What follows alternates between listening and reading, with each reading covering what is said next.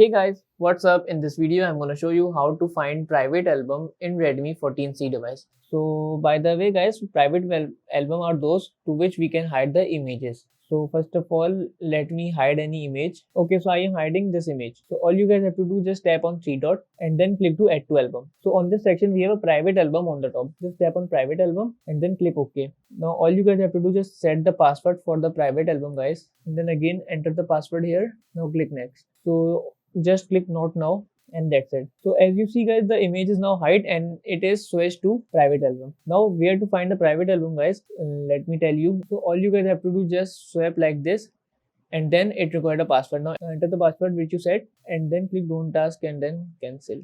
So the private album is now appear. So that's how we can access private album in Redmi 14C device. So that's it about the video. If this video helped you guys, kindly like the video and follow us for more tips and tricks. See you guys in the next video. Take care.